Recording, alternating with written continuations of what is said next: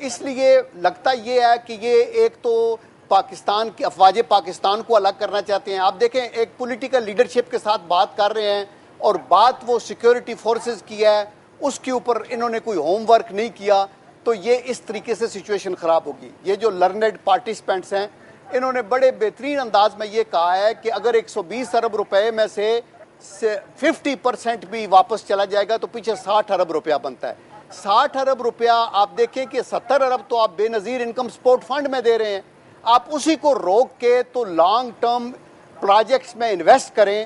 آپ اپنی income tax ہمارا 300-400 ارب روپیہ ہوتا تھا, ابھی 1300 ارب روپیہ ہے, اس میں اور 3-4-5-600 ارب کی گنجائش ہے, چونکہ سیلریڈ لوگوں کے علاوہ کوئی بندہ ٹیکس نہیں دے رہا.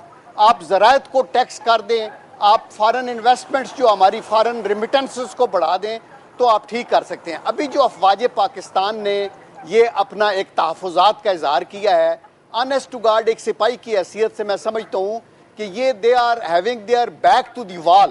وہ کبھی بھی یہ نہ کہتے اگر یہ اتنی ذلت آمیز باتیں نہ ہوتی کہ آپ کے پروموشن میں ہم آئیں گے, آپ کا یہ مریدکے کی بات ہوئی, آپ کی یہ نیٹ ورک کی بات ہوئی. directly control the army.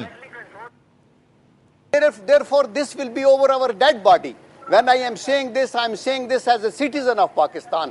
تو یہ سارے پاکستان کو پتا ہے تو ہماری حکومت کو نہیں پتا. یہ بڑی قابل افسوس بات ہے کہ ہم اس ڈسکشن میں پڑ گئے ہیں, بجائے اس کے کہ ہم فیوچرسٹک باتیں کریں, ہم حکومت کی مدد کریں, ہم کالا باغ ڈیم بنائیں, ہم انرجی کے مسائل کو حل کریں اور ہم آگے چلنے کی کوشش کریں. آئے دن ہم ایک فیوٹائل ڈسکشن کے اندر پڑتے ہیں اور وہ حکومت بڑی مہارت کے ساتھ کریٹ کر دیتی ہے.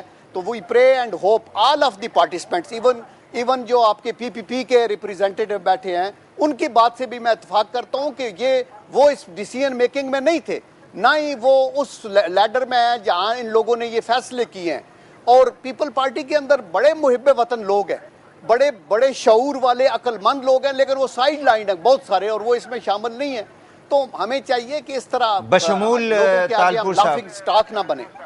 بشمول تالپور صاحب یہ مجھے بتا دیں کہ آپ سمجھتے ہیں کہ اس طرح کی انپاپولر ڈیسیژن لینے سے آپ لوگوں کی جماعت جو ہے اس کو نقصان پہنچ رہا ہے ایز اے پارٹی, اور آپ لوگوں کے ساتھ سینئر لوگ رضا ربانی صاحب ہیں, کئی لوگ جو اس وقت پارلیمنٹ کے اندر بھی نہیں ہیں, جو ہیں بھی ہیں, ان کے ساتھ بھی مطلب جس طرح کا سلوک رکھا گیا ہے, آپ سمجھتے ہیں کہ آپ لوگوں کی جماعت کو نقصان پہنچ رہا ہے ایز اے پارٹی؟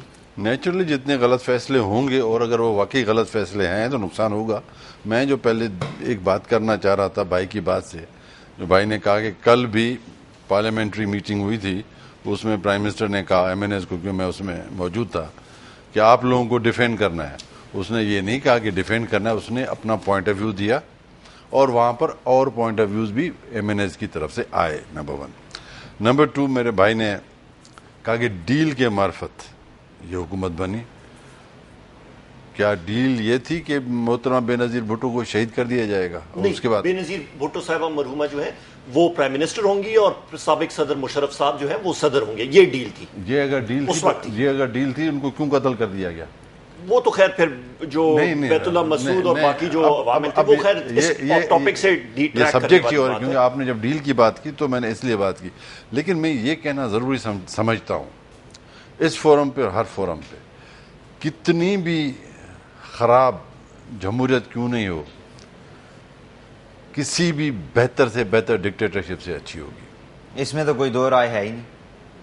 بالکل اس میں تو کوئی دو رائے ہے ہی نہیں. اس میں فلٹریشن کی ضرورت ہے. لیکن کوشچن یہ ہے کہ کیا سیاسی قیادت کے پاس اتنی کیپیسٹی, اتنی بردباری, اتنی وسعت قلب, وسعت ذہن آج کی صورتحال یہ ہے کہ وہ پاکستان کے فیصلے جو ہیں وہ بہتر طریقے سے کر پائیں؟ آج کی صورتحال کل کی صورتحال نہیں ہے.